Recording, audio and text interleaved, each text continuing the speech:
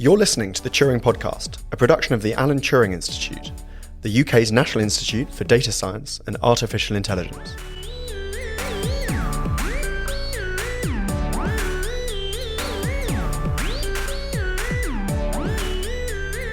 Hello everybody, and welcome to another episode of the Turing Podcast. I'm your co-host Ed Calstry, and today we're bringing you the final episode of Series 1 of the Turing Podcast.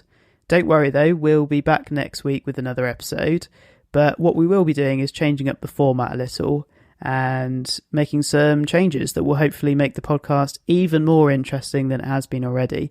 So stay tuned for that. And some of the episodes coming up in Season 2, what have we got?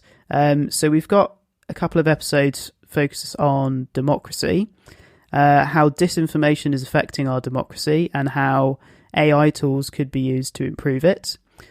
We've got an episode coming up on how one of the Institute's research projects could be helping the world meet the UN's Sustainable Development Goals. So that's a really interesting one. And we've also got another one all about psychopaths and, modelling psychopathy. So that's the stuff we've got coming up. Today, we've got an episode all about a really big lawsuit that's taking place, the biggest that's happened under the GDPR regulation in Europe. It's a really interesting one for anybody who's interested in big data and how data on individual people is collected online and what's done with it. So without further ado, let's go to Rebecca Rumble and our interview about the Privacy Collective.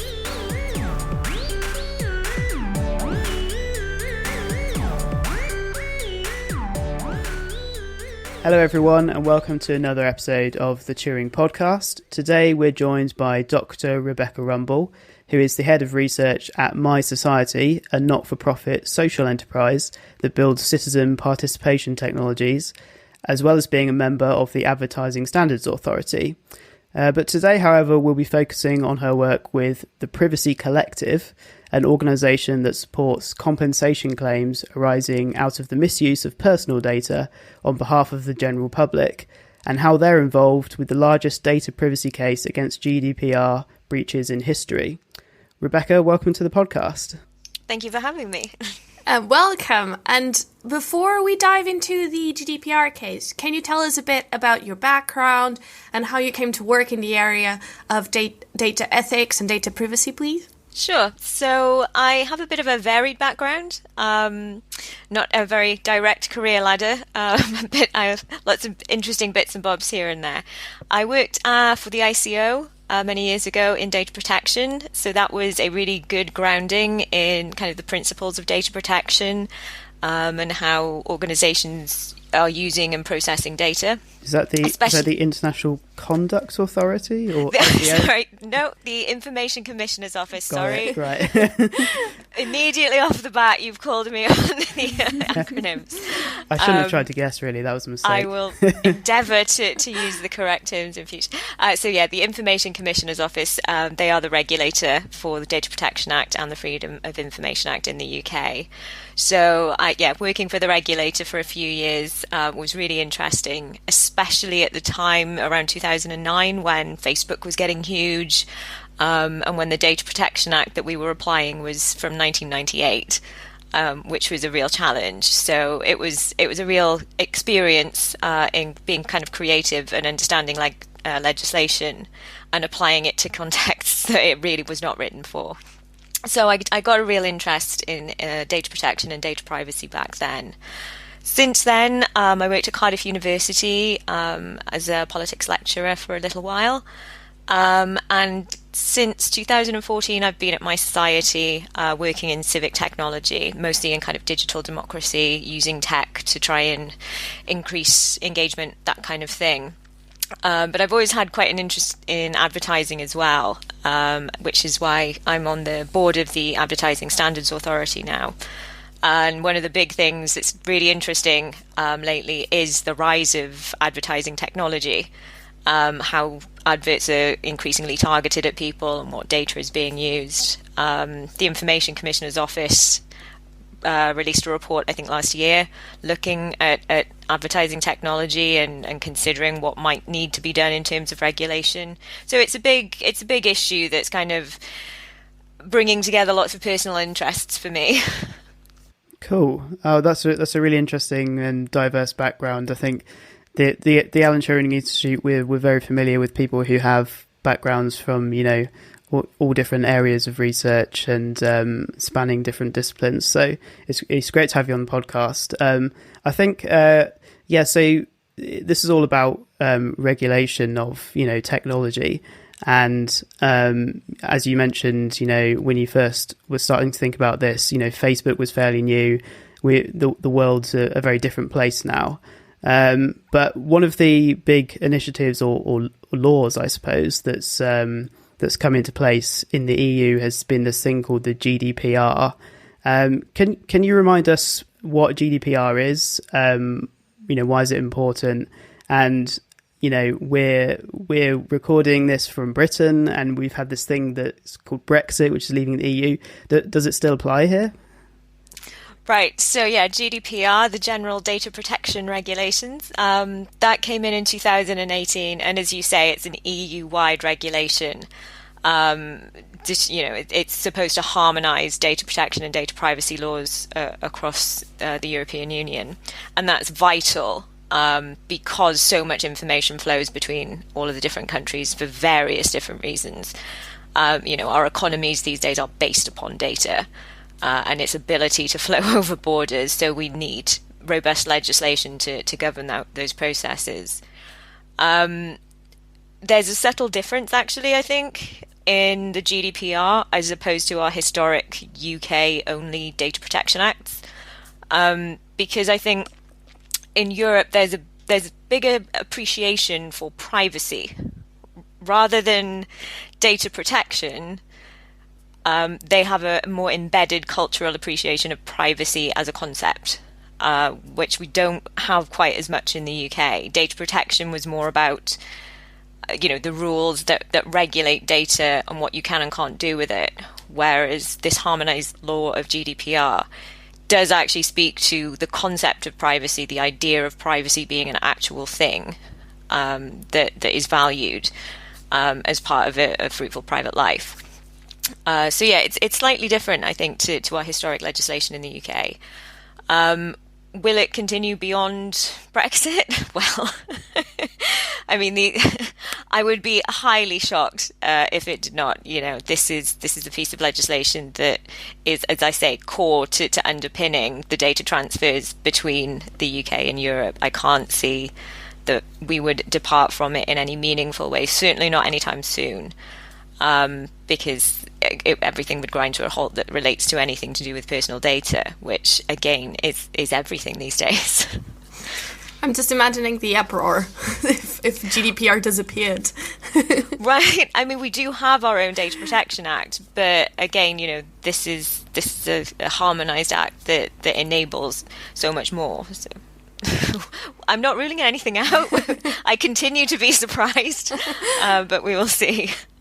Well, certainly, I mean, I can, speaking from personal experience, our organisation, we're still having to, go through all the GDPR training. So I think, well, I suppose, regardless of what people thought would be the case in the future, it's the case now. So it's absolutely the case now, and this governs how data has been used up until this point. So even if come January the 1st, oddly, the government decided that they weren't going to abide by GDPR anymore, it was law until then, and therefore, if it was in operation and it was being broken, that would still be against the law. Okay, good, because, we can't make any educated guesses anymore regarding anything happening. 2020 has been a great, predictable year. So, can you tell us now, what was the motivation behind setting up the Privacy Collective, and how does it work? So, with the GDPR, what it did was open the door for the possibility of class action lawsuits, which we haven't historically had in the UK. these are these are kind of initiatives that have been huge in the US and in various other countries in the world, but in the UK we've never had much legal ability to have large class actions. The GDPR opened the door for that to actually happen. And what we're doing at the Privacy Collective is not only looking to bring this to court in the UK, we're doing a parallel suit in the Netherlands as well. So the Privacy Collective kind of was formed to sort of sit over those, coordinate the messaging, raise awareness, and be able to kind of leverage in lots and lots of other expert voices on these themes to talk about the merits of the case, philosophical points, really just to kind of make these issues a lot more prominent. So the Privacy Collective it's kind of an umbrella collective that helps out me in the UK as the lead claimant here, and coordinates with our fellows in the Netherlands and the foundation and the lawyers that are running that suit. So yeah, it's a nice brand that enables us to promote what we're doing, to really bring in lots and lots of interesting people to talk about the issues, and to kind of streamline exactly what we're saying. Pooling resources is always a good thing. I just have a question. Can you please tell us what, because I don't know if everyone knows what a class action is, because if it's not that common in the UK, maybe. Okay. Well, yeah, as I say, it's a very big, quite common thing in the US. Anyone that's ever watched like Erin Brockovich, I think that's probably the one of the landmark ones to hold up. It's essentially one person as a class representative acting for the whole of the class that has been affected in the same way. So it has to be a class of people that have all been affected. They've all experienced the same detriment, shall we say.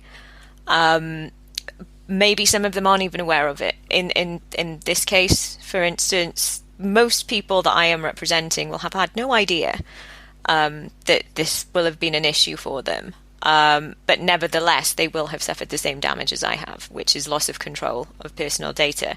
I suppose a lot of people in the UK would be aware of the PPI mis-selling scandal a few years back, where people took out credit cards or loans and they were mis-sold payment protection insurance. And that was kind of, they didn't agree to it. It was just kind of quietly packaged into a bigger product, and they ended up paying for something that they didn't want or need. And yeah, it turned out that was illegal, and people for years and years and years, I'm sure many people will have experienced emails or phone calls saying, oh, you could claim back PPI. You might not have known you even had it, but it turns out, you can have a look and you'll get some compensation. So it's a very similar thing to that. It's basically a lot of people, I believe, have been wronged by the Oracle and Salesforce advertising cookies, and they are all the same as me, and they have suffered, probably some people have suffered more than me, I don't know, but the very basis is that we have all experienced a very similar level of distress, if nothing else, and that makes a class. And so I will represent all of those people in court, and hopefully if we win, the compensation will be shared out amongst all of those people. That's really interesting. That it's literally class action means class, as in a class of people.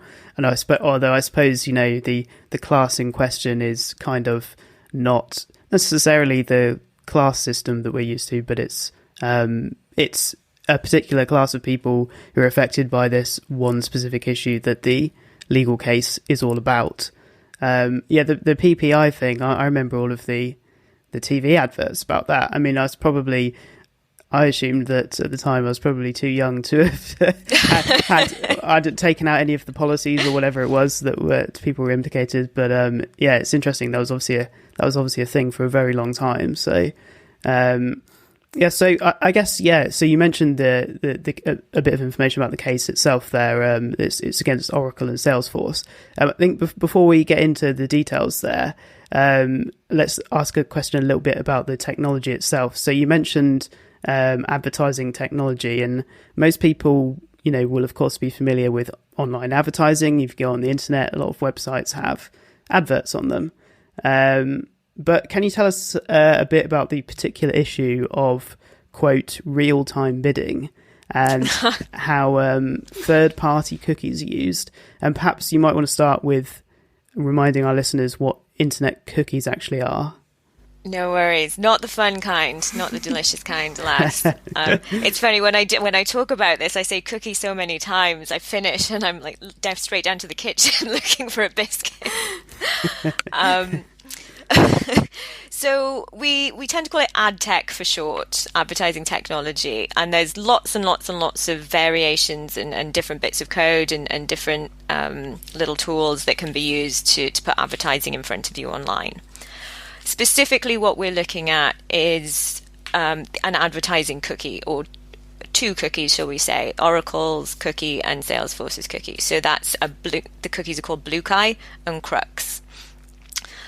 What these cookies do is they get popped onto your computer while you're on a website that has nothing to do with advertising whatsoever, and you've allowed them to be put on your computer because you've gone onto the website and, I don't know, you're looking to compare insurance, like house insurance products or something. So you've gone onto a website that's comparing all of these products, and you get the big banner at the top that says something, and there's a big accept all button that's probably huge and it's in green, and there's maybe like in font 4, size 4, almost impossible to see, or manage cookie preferences or manage privacy settings. And you don't even see that, and you don't really know what you're accepting, but it's the big accept all button and you've got a job to do, so you just click it and you move on. That basically says you are not only accepting functional cookies that make the website work better, which is what most people assume cookies are for, you're accepting third-party advertising cookies as well.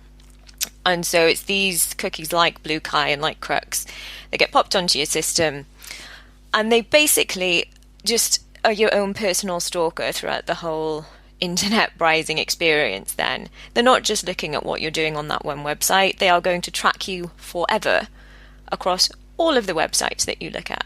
So they're not just collecting information on what you interact with on the page in terms of, do you prefer this insurer or that insurer or whatever.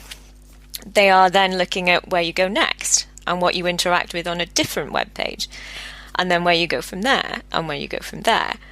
And they look at what you're searching for, and if you want to buy yourself a new pair of shoes, all of a sudden the next web page you go on, which might just be a news website, there's adverts for the exact same shoes that you were just looking at. Right, yeah. It's basically just collecting all of this data, and it's building a profile. So it's building an idea of who you are, what you're interested in, what you're thinking about, what different things on different sites then make you think about, and it's building a profile, making assumptions about what it might sell you. The cookie itself doesn't think about what it's going to sell you. What it does is just package that information really efficiently and put it up for sale. So that's the point at which the real-time bidding process kicks in. This lovely profile, filled with all of your lovely data, is essentially put up for auction. Basically, advertisers out there are prepared to pay X amount to put an advert in front of you. That might be an advertiser saying, right, we will pay 50p for an advert to be put in front of someone that is most likely to buy something from us. And this profile will calculate whether that's the case or not. And that, if that advertiser's 50p is the highest bid, then that advert gets put in front of you. So this advert's based on your browsing activity and who it thinks you are. What you will never know is, A, where that personal information has gone. This profile, it was obviously put up in this auctioning way. Has that profile been sold off to other people? Do they have access to it? Is it anonymous? They say it's anonymous, but is it really? Lots and lots of studies have shown that you only need 4 data points to identify a person. and these things have got thousands of data points. So that's very concerning in terms of where is my data even gone, who has it, what are they doing with it, can they then sell it on to someone else for even wider purposes that I have no idea about. The other thing is, what's the advert that's been put in front of you versus what hasn't been put in front of you? So it's fine if it's just a pair of shoes. You know, a normal person like me will just shrug and go, well, it's just a pair of shoes. What's not great is, if that advert is something that's quite harmful. So if you are, you know, if you have gone across the internet visiting various sites to help with a gambling addiction, and then these cookies are putting adverts in front of you for gambling sites, or giving you a discount for this new gambling site or that new gambling site, that's horrific. You know, if you've been expecting a baby and, you know, obviously you have been looking at cribs or nursery themes or whatever, and you suffer a miscarriage, you are going to have those kinds of adverts for those kind of products put in front of you for ages and ages afterwards, which is mortifying. You know, that's really, really harmful. So there's the harm of the advert being put in front of you, but there's also the harm of what's not being put in front of you. You know, these are targeting you based on who it thinks you are. I am a woman. I am mixed race. I'm in a certain income bracket. I live in a certain place.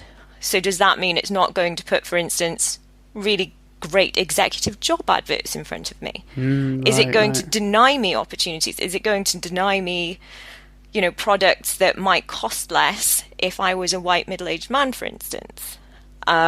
Is it affecting, you know, the kind of premiums or the prices of things it's putting in front of me because it's making assumptions about who I am? Those are really big issues in this real-time bidding process. It's not just, okay, this is kind of creepy, it's throwing back the same things I've been looking for. It's making judgments and restricting the access to things I have. Can I just so back up for a second and ask a question about how these profiles are built up? I mean, you've done a really great job of explaining why the system is so scary as it is. But just like, so you mentioned that there's this accept all cookies button that pops up on websites. And my assumption before was that perhaps internal links in that website would then be tracked. So, you know, where you go from there gets added to this profile. But what I don't understand is how this profile gets linked to, like, I don't know, how when you go on the next time on a different website or you know, different browser window or whatever it is. So the cookies follow you. It's not just the website you're on, they will follow you across the web. The other really interesting thing is that cookies talk to each other. You know, they kind of gang up and have a bit of a chat. So on your, you know, you will have loads of cookies on your system from all sorts of different places.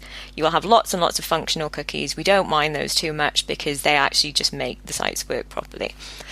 But you will have loads and loads of these third-party advertising cookies. And, you know, whilst ad tech is competitive, they also know that the more data, the better for them. Not for us, for them. So there's this thing called cookie syncing, which means that one cookie put on by one website is collecting certain bits of information, and as you say, it's interacting with or recording certain things that you're interacting on the site with, and that will call me Beck ABC, and it's collecting all this information about Beck ABC, and then it'll meet another cookie on your system. And it'll be like, oh, hey, so I'm tracking Beck ABC. How about you? You know, and they're like, oh, weird. I'm tracking Beck XYZ, and they'll have a little chat, and they'll be like, okay, this is the same person. Great. Okay, let's merge that data. Right. So again, this is, you know, these cookies are syncing up. And sharing the data that they've collected. It's like, oh, okay, these aren't two different people. This is the same person. Brilliant. We can put it all together, make an even bigger profile, make an even better profile. And again, you don't know this is happening on your sit. It sounds quite sinister, sort of, personifying it like that. But I was gonna say, it sounds not creepy as it is imagining two cookies just having a mashup, just meeting, and but it is terrifying. Yeah, it's basically two cookies having a gossip behind your back and like sharing all the dirt. It's like, oh well, she only looked at shoes when you were tracking her, did she? Well, I was there when she was looking at something about a weird rash, Right. Again, we can make it sound funny, but it's actually pretty dark. So I just wanted to see if I understand exactly how this works then. So I was asking sort of, when you go on the website, a different website, and it's a different cookie system that gets downloaded. How does it track when you've been on other websites? But you're saying it doesn't. It's just the problem is that different cookies can essentially be linked by the fact that the attributes they collect on you will be so similar that whatever function or algorithm they have in them realizes that you're the same person, and so that data then gets linked, and then that makes it even more valuable to the advertisers who are bidding on it. Yeah, absolutely. All of that data is being hoovered up, and again, you've got to remember that it's always tracking things like your IP as well, like what device you're on, where you are. So all of these things are kind of factoring into it. So it's actually very easy to kind of identify that, okay, this person is also this person, is also this person, that where there's different profiles. It's quite easy to consolidate anonymous them these days. Yes, anonymous. We yeah. did air as quotes. I say.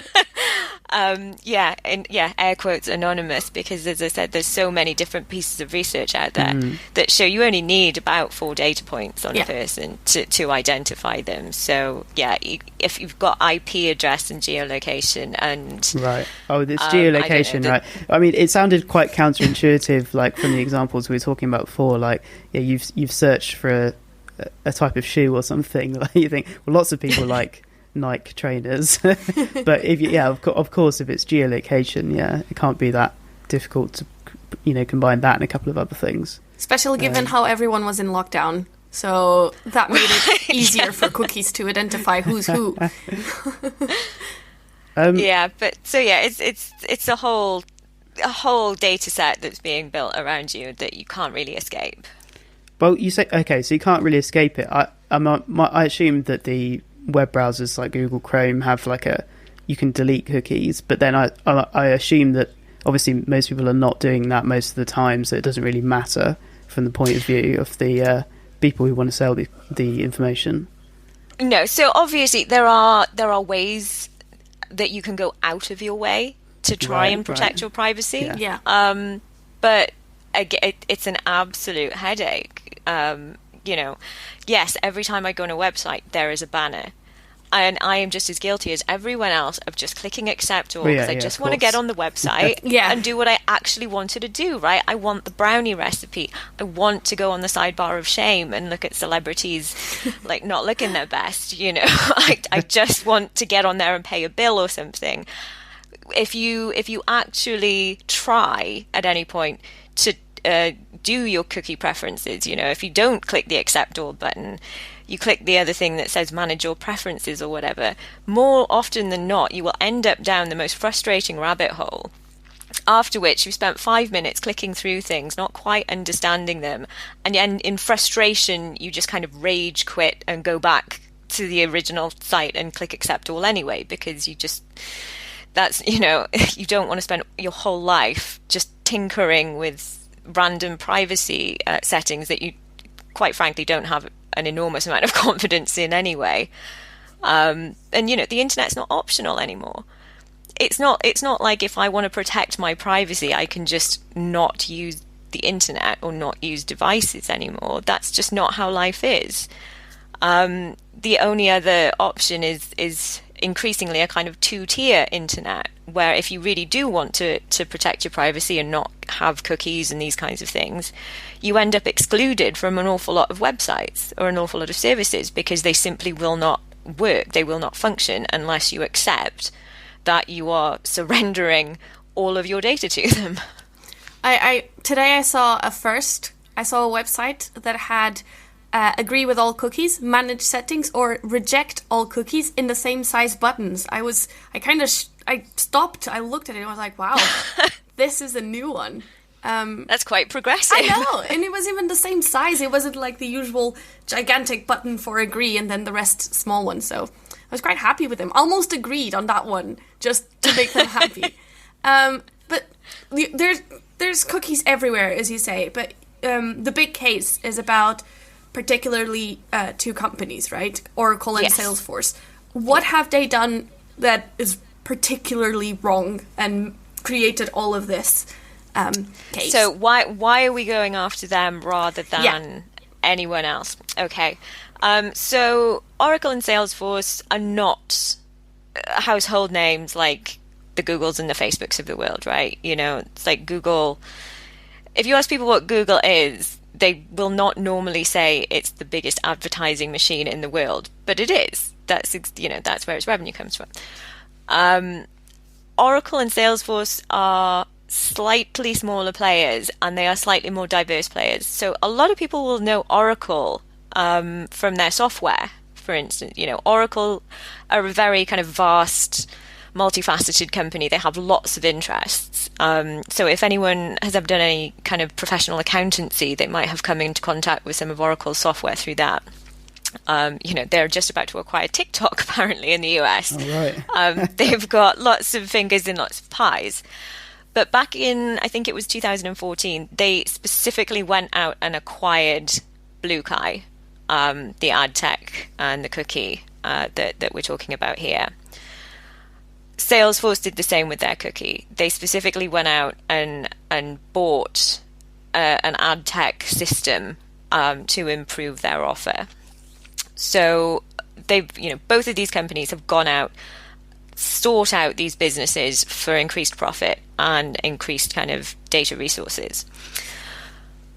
They've also been some of the biggest players in some of these most pernicious kind of cookies. They are not the worst. There are many other organizations out there that are terrible, terrible, terrible when it comes to privacy and the kind of cookies that they're using for tracking purposes.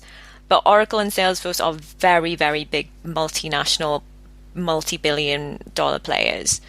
Their cookies affect an enormous number of people. And a case against them would send ripples through the industry. So whilst we could have gone after organizations that maybe had slightly worse tracking cookies, maybe they're not as big, maybe they're not as influential, maybe there's not as many people with those really bad cookies on their system. So it was a bit of a kind of numbers game in terms of, look, this is causing the most harm to the most people across Europe, certainly where we're looking, the Netherlands and the UK. Obviously, to bring a lawsuit like this, it requires money and it requires enough of a payoff to make it worthwhile as well. So again, the kind of the depth of the pockets are a factor here. We want people to be compensated for the theft of their data. And again, the value of these companies means that can actually happen. It's not just a symbolic judgment that won't mean anything.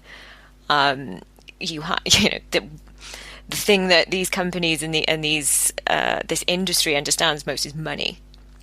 And at the end of the day, they don't respond to regulation. They respond to hitting them where it hurts, which is in their pockets. And this is one of the best ways to leverage a really good outcome, kind of symbolically as well as financially. How can we know if we've been affected by this particular cookie, and if there's a way to see if we've been affected by this in general? So if you are a Chrome browser user, I would be willing to put money on you having one of these cookies. It's quite difficult, actually. I'm actually incredibly surprised when I started looking into this a little bit deeper, how difficult it is to actually see what cookies are on your system a lot of the time. I still to this day had not really sure how to get them off of my phone. I know someone that could do it for me, but that was someone with some very mad tech skills, way superior to my own. But yeah, it's very difficult if you've got an Android phone, it's actually very difficult to see what cookies are on there. You can clear them all. It's very easy just to clear all the cookies, but it's maddeningly difficult to actually see if you've got some of these cookies. If you've got a laptop, it's much easier. If you go into your Chrome browser on the settings, you can follow that through to actually view what cookies you have on your system, and you can search for them. And as I say, Blue Kai and Crux are the two that we're looking at in this suit. And you can see when they were put on your system, and you can see when they've been active. So again, it's like these cookies, it might have been put on there 3 years ago, but actually the last time it spoke to the mothership or whatever, it might have been 2 days ago. Right. So just because they were put on there years ago, they might still be active. Okay, so I'm interested in how Google plays into this, because obviously the class action is not against them, and you mentioned that Chrome obviously has this property of I guess storing the cookies, or was that how you would put it? Yeah, but do they not have their own Google cookies? Do they only rely on Salesforce and Oracle and other companies? So Google have their own complete infrastructure, I guess. We're not really talking about Google in any way here. Obviously, like I say, the Chrome browser seems to be the one most vulnerable to these cookies. People who use Mozilla and Internet Explorer have had them, but the rate seems to be higher on Chrome. I don't actually know technically why that is, right? Okay. And I don't want to say anything that's wrong here. So yeah, I mean, Safari I don't think is too much of an issue. So if you're an Apple user, probably less vulnerable to this. So I don't know either, but I mean, I'm not going to make any claims, of course, but I would guess that, I mean, firstly, like Firefox being developed by Mozilla, it's the whole point is it's supposed to be like open source and ethical, right?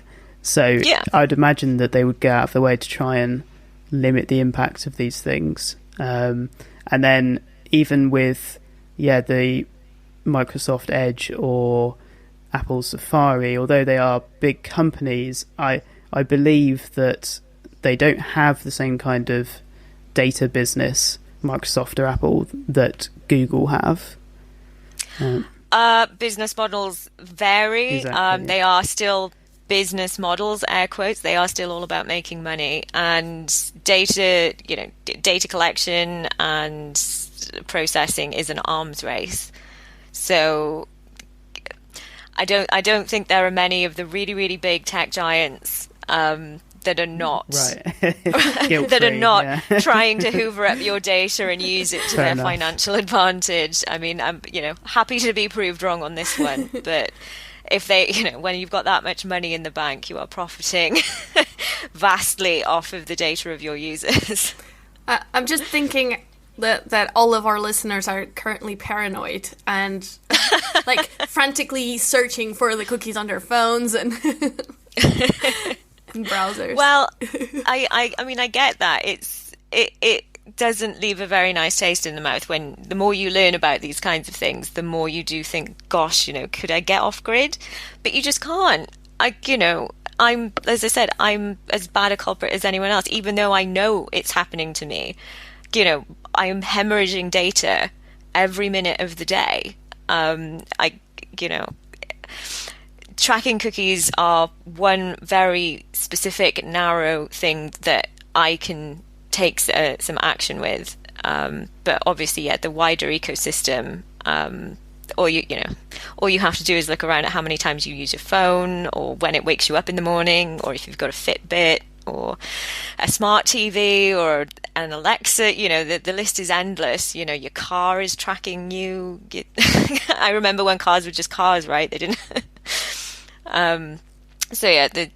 You are hemorrhaging data all of the time. The thing about these cookies is that it's really, really not clear that they're doing that. When you click accept all on those cookie banners, I challenge people to tell me what they think they are consenting to. And that is the key here, is that under GDPR, you are supposed to have given your informed consent. And I highly doubt that most people have any idea of this kind of real-time bidding or tracking process that's going on. I don't think that's consent at all. Well, raises an interesting question, which is, how did this situation come to be in the first place? I mean, I suppose GDPR won't have existed as far back as maybe these technologies have existed, but it's existed for a little while, right? So why is this happening now?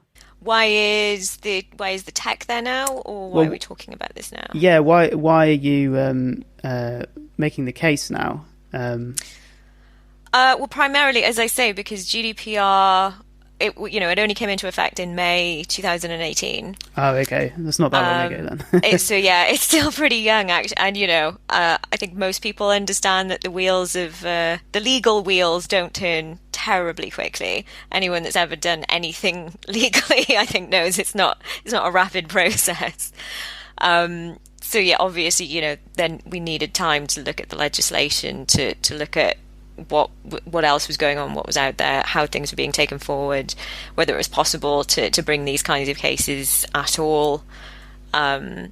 It's just taken a couple of years for these things to come out. And then, there are more. This is the action that I'm leading. This is the highest value. It's the biggest one that's been put out to date. But there are others. We're currently waiting on the Lloyd v. Google case, which is Richard Lloyd versus Google, relating to a Safari backdoor data issue that was back in 2011. So, we're waiting on some legal precedents again to move forward. Other cases are coming out all the time now. There's another one that's against Google and YouTube, which has been accused of hoovering up data on children, which again is not great. It's taken some time to kind of, for everyone, I think, to figure out what's possible and what are the best routes to success in terms of changing these kinds of behaviours. And we're now in a kind of exciting stage where we're finally getting to kind of think about going to court. That's exciting. Yeah, it sounds like it is exciting. It sounds like that you're anticipating a tsunami of similar cases then. I was going to say, well, or maybe, okay. I was going to ask,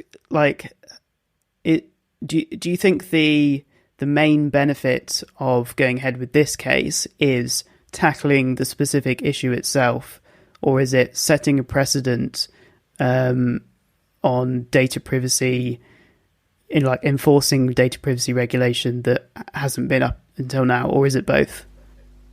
It's definitely both. I mean, yes, legally speaking, I can only focus on this very, very narrow case.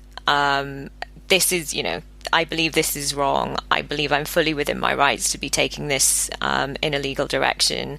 And I do think we should be successful, and that people should be compensated for the very specific loss of control of their personal data that we are talking about here with Oracle and Salesforce.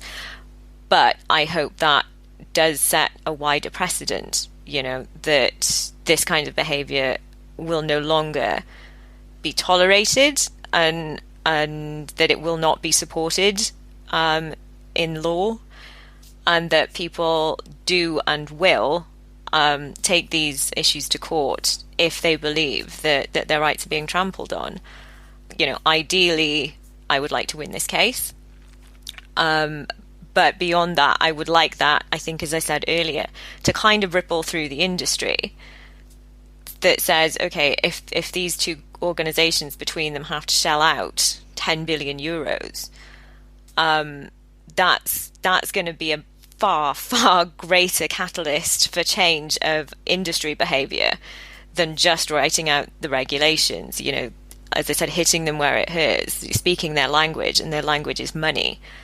That hopefully will make other people with other equally pernicious cookies think twice about what they're doing, what their business model is, and start thinking very differently about advertising and data grabbing, which I think it's time for those things to evolve. Advertise, as I said, I like advertising. I'm on the board of the Advertising Standards Authority.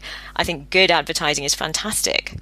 What we have online, I think, is the laziest form of advertising you can find. It's based on lazy data grabbing. Wouldn't it be wonderful if the adverts you were presented with were actually engaging? So yeah, I think, hopefully, yes, I want to win on this particular point of law, but I want that hopefully to affect how business is done in future. Are these... Because I've heard a lot of... If it's done right, it's good advertising. But I've heard a lot of people saying, oh, but I accept cookies because I prefer to have targeted ads. And, yes, I do want shoes. I am interested in shoes if I've spent the last 3 weeks searching. I think most people are not aware of something very important that you said, which was what is not shown. Because the same way that these companies can access your data, it also can also be accessed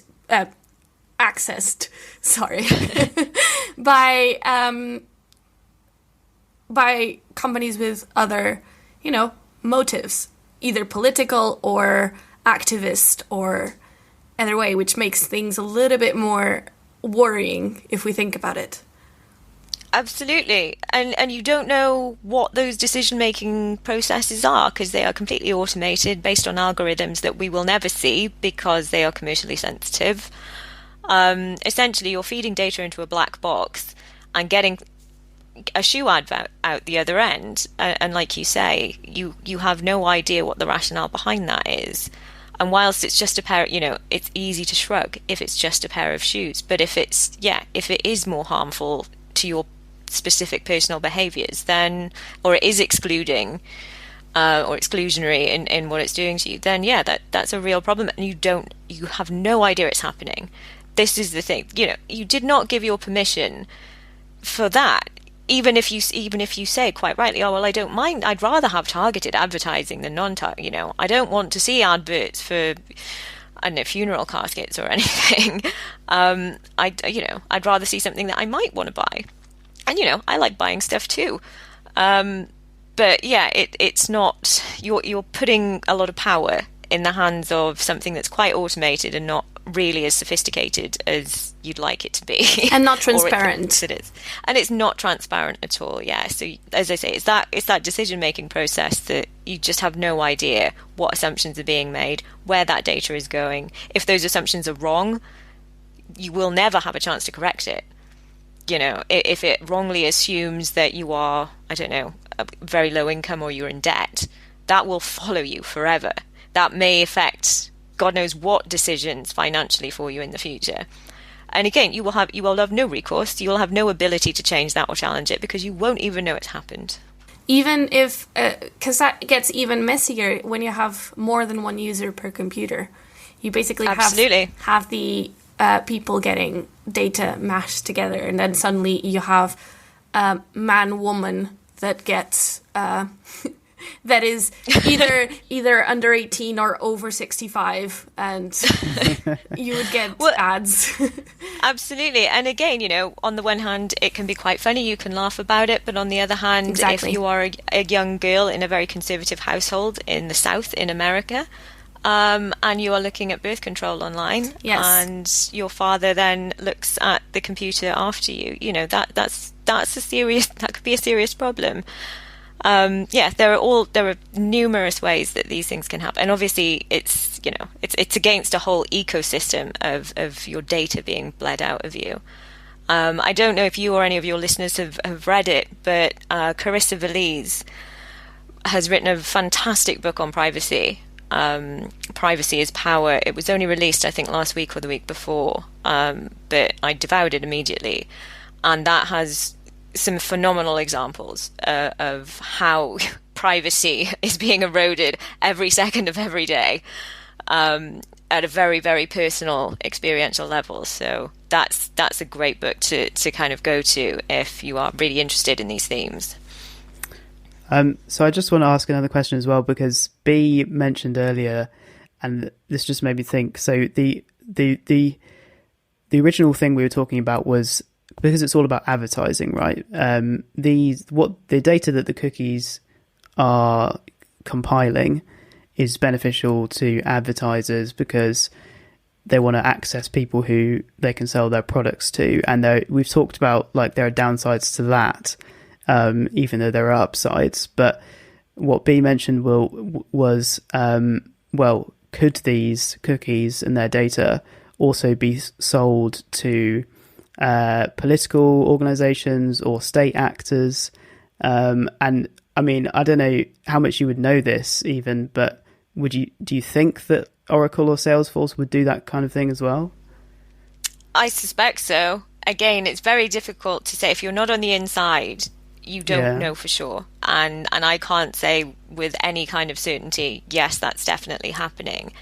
But again, if you look back at the last 20 years of, the developing data infrastructure, there was a reason why platforms that were collecting vast amounts of consumer data were not more heavily regulated in the early 2000s and onwards. And it was because they were useful for governments. Obviously the US government has jurisdiction over Silicon Valley and a lot of the kind of startups that became, internet giants. And, that growth was happening at the same time as the war on terror. And it was useful for governments to be able to enable these like big tech platforms to hoard lots and lots of data and then just come along and say, well, you have to share it with us. Might be useful. But again, these are not things that are ever officially confirmed or very, very transparent in terms of, where data is coming from or who's sharing it with whom. It's within the powers of certainly state governments to access a lot of data that's collected privately. But whether it's paid for or not, I don't know. This is one of the really good things about bringing these kinds of things to court, is because there has to be a discovery process. You have to be, you are shining a light legally, even if it's just a very specific, narrow thing. It affords us this opportunity to shine a light on these processes, and they will have to come to court and defend their actions. And I'm very, very intrigued to hear their side of the story. We could find out a lot, yeah. I mean, I was thinking. So you gave the example there actually of where it's the government of the country where that company, I guess, operates, demanding give us your data. But actually, what I was thinking of was selling it to, say, foreign governments or just like political parties who want to like influence voters, for instance, which I guess also could be possibilities. We're treading a very dangerous line here. How much do we really want to say here? Obviously, we've all read about the various different data-related shenanigans that have gone on politically and sort of globally over the last few years. We've all heard of Cambridge Analytica. We've all wondered about, whether things would have turned out differently in certain elections or plebiscites if, data mining and targeting hadn't been a thing. Again, even after inquiries into those things, I still don't think we really know exactly what happens and exactly what algorithms we used. It's a very, very murky world when you start digging into it. And I think the answer is, there's always a possibility that these things can be sold. There's a higher possibility that these things can just be hacked or leaked, unintentionally. Data breaches happen every day, and a lot of them are, just through accident or incompetence. They're not, it's not a conspiracy a lot of the time. It's just ignorance of how to do things. Password being password 123. Exactly, yeah, or password. Right, so people could get this, steal this cookie information as well if it was sufficiently valuable, I suppose. Well, it like anything, it's data. It's all stored in one place, in one format. If you can get access to it, then of course you can go nuts, can't you? Data, as I said, data breaches are not unusual. Right. Yeah. I want to just imagine it's a few years down the line, and let's say that. So you're going to court, I believe, in the UK, but you said there's also one in the Netherlands. But Yes. imagine that you are successful. What would the cookie usage and like the industry around it look like after that? Would we still is there an ethical way for them to still collect this data, which is useful for targeted advertising of things we want, that we actually want, and that we know what decisions are being made somehow? Like there's some, method to ensure transparency, or will that just be too hard? Okay, I think that's about 5 questions. Sorry. rolled into one giant one. I'll try and okay, so yeah, as I said earlier, legal processes are not known for being very quick. I think this is probably going to take a few years, probably about 3 years. I think 3 years would be a good outcome, actually, if it was all done and dusted by then. Ideally, yes, we win. What I would like to see happen next, and this is maybe something I should have said a bit earlier and with a bit more kind of emphasis. The last thing I want is for websites to get less user-friendly because of this. It's not my desire for every person to be harried by ever bigger cookie, explainers and have to read half a paragraph of T's and C's before you can get onto the website you want to go on. That's not what we want at all. We don't want everyone to have to read an essay about what every single cookie does.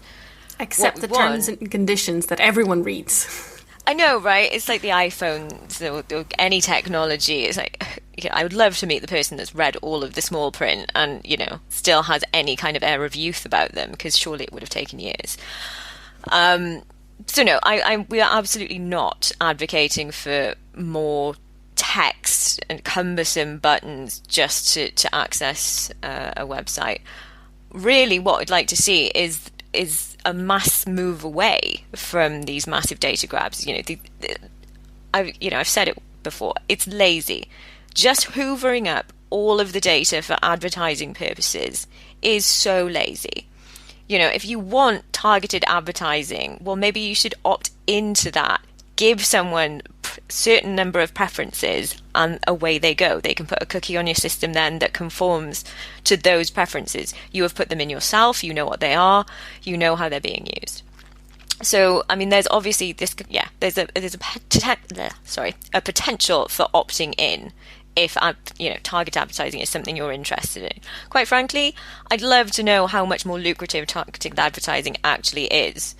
Because, people still bought a lot of stuff before targeted advertising and when they were just seeing adverts on ITV in the middle of Coronation Street. I don't know how much more stuff people are buying as a result. Maybe it's not the ads. quantity, but it's the niches that are being able to. If you say you have a really so maybe devil's advocate here for a bit. Imagine you're a small company that has like a really niche product and you want to find your market of people who are just, globally, but they're a really specific kind of person. Find it. How would you know who those people are? This is one of those ways that you can, I suppose. Possibly, but again, the big targeted advertising is mostly done by very, very high value, large businesses. They crowd out the little guy anyway, because the little guy just does not have the marketing budget to compete in that real-time bidding process to put an advert in front of you. So unless their preferences and your preferences are so insanely overlapping, they'd probably be crowded out anyway. Their best bet, as with a lot of smaller businesses around the world, is to use other kinds of media to get their name out and build a community. We're going way off topic here because I'm not an expert in that. In terms of the targeted advertising, small businesses do not often get that much of a look in anyway. They struggle to compete financially on these platforms. So, yeah, I wouldn't assume that there'd be much loss there. What I'd really like to see is, as I say, like for getting just these kind of pernicious, massive data hoovers that they put on your computer and just suck up everything. What we'd really like to see is contextual advertising.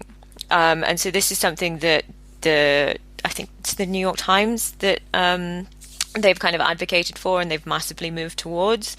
So away from just having, websites with a massive window for whatever advert gets put in front of you from real-time bidding. Actually, it's more a case of, okay, I'm clicking on a story here that's about, I don't know, a new cancer drug. And so the advertising there is for cancer charities, for instance, also, things related to the actual story. So adverts that are contextually appropriate to what you're actually reading. I mean, that, for a start, it takes away an awful lot of the kind of challenges around, potentially harmful adverts being put in front of children, for instance, especially if they're using a different person's laptop, because everything that all of the adverts that you see will be kind of appropriate to the content that you are there viewing. And again, the advertising industry is one of the most creative industries in the world. Some advertising is amazing. I love really good adverts. And I think this would actually be great for it'd be quite reinvigorating for the industry, maybe, to actually have to rise to this kind of challenge and be creative about how you market to people without just lazily kind of falling back on an imperfect algorithm. I mean, look, well-crafted regulation, I guess, can spur innovation, and that's a thing that happens, right? Well, nudges sometimes are all you need, and sometimes one big case that basically says, look, this is not going to be tolerated anymore. That will hopefully provide a really good nudge. Regulation on its own, unless it's actually been exercised, yeah, not so much. Yeah, I mean, it definitely doesn't seem like it would be bad for business. What you were saying, the option for targeted advertising would be there, but if anything, it might have to be even more specific. Like you mentioned, having adverts of the actual thing that you're looking at. If it's an article, if you're looking at a cancer article and it's cancer drugs or something like that. Well, I don't know if adverts for cancer drugs are necessarily a great example. But, I'm just thinking that even with that, if you're on we have to tread lightly, because if you think about it, on a help me get rid of my gambling addiction, you could get gambling ads on that context. So it would still be a little bit... Again, though, there's also a lot of things that we can go on. How it would work is another question completely. But yeah, contextual stuff I think is far less harmful than this kind of. I think less surprises would be ruined as well, because if you go online and search for, you share a computer, or you don't need to share, but look that you're looking for someone's present, and then they are hovering over, and there's like adverts for the thing, so that would be a bit. It's like, I know what you've been searching. Yeah.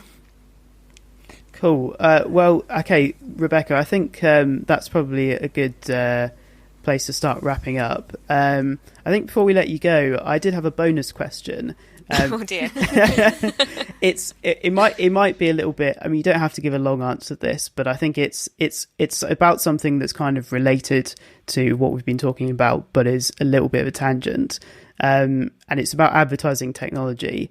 So ad tech's also been implicated in providing kind of a perverse incentive to media organizations who share their content on social media, where the problem is that more clickbaity headlines result in greater ad revenue.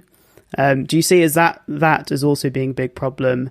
And do you think that there's anything that can be done about that? Would the Privacy Collective be interested in that kind of thing?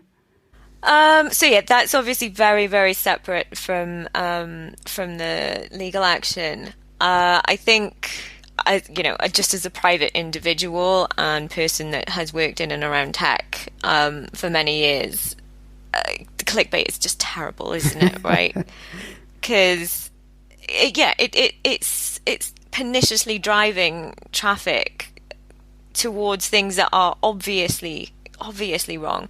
And we don't have enough of a kind of civic education sort of backbone, I think, certainly in the UK, a lot of the time to be critical about what we're looking at. People are very, very, very uncritical of what they view online. So yeah, I think it's a terrible tangent to go off. And if you are someone that doesn't really look at those kinds of stories and think about what you're clicking on in a critical way, then you can end up, very poorly informed, which is not a great not a great state of affairs if it's happening to a lot of people. I think we all have our guilty pleasures of, oh no, there's one type of clickbait that I click every time and I'm always disappointed. There is, and it's okay if it's a little bit of a guilty pleasure, and you know that there's not a paedophile ring operating out of the basement of the local pizzeria exactly. or whatever that's run by Hillary Clinton. And as long as I go on BuzzFeed sometimes. I take the quiz to find out if I'm more of a pizza or a burger. Or we've all been that bored. That's the truth. We've all reached a level of boredom where those quizzes and things on BuzzFeed are interesting. Right, it's fine every now and again. And, if you are looking at it critically and it's just a farce and you're just intrigued, really, to see where this horrific headline is going, then that's one thing, I guess. Can't believe I'm not actually a burger. Like, what do you mean? That is disappointing. So thank you. So to wrap this up, thank you so much, because we've been already talking quite a bit. Yeah, a long time. Yes. So, but where can people find out more about what's happening with the case and all of the information? Right. So the Privacy Collective, we are online. We are on Twitter. What we really need to do is kind of demonstrate that there is a class of people that kind of support this action, that they're in the class and that they want this to be put before a court. It really helps us if we can stand up in court and say, look, there are 10,000 people that have come on our website and just clicked one button to show their support for this. So if anyone is able to do that and wants to support this action, that is the most useful thing they can do. The website is theprivacycollective.eu, which hopefully is quite easy to get into your Google. It'll come up as the first result, and there's just a banner on there that says show your support. That would be really, really useful for us, just to be able to demonstrate that this isn't just some kind of intellectual pursuit by one person that's aggrieved, that it is something that people are increasingly thinking about. Yeah, awesome. Thanks for sharing that information. I think there definitely will be a lot of people interested. I mean, it's certainly been, I found it a really interesting topic, and as we said towards the start, quite scary. So hopefully that will motivate people to get involved. Yeah. Well, thank you very much for having me. It's been really lovely talking to you. And if anyone out there wants to talk to me or interact with me about these kinds of things, then I'm on Twitter as well as Rebecca Rumble, and I love talking about this kind of thing. So I'd be more than happy to get messages or whatever. Perfect. All right. Thanks, Rebecca. To learn more about the work going on at the Alan Turing Institute, visit our website at turing.ac.uk. To get in touch with the podcast team, if you have any questions or suggestions, email us at podcast@turing.ac.uk. Music for this episode was provided by Jamin Sun. You can listen to his latest releases at jaminsun.bandcamp.com. The Turing Podcast is hosted by Ed Calstry, Tara Callum, Ben Walden, Effie Dennis, and produced by Dan Whitfield for the Alan Turing Institute.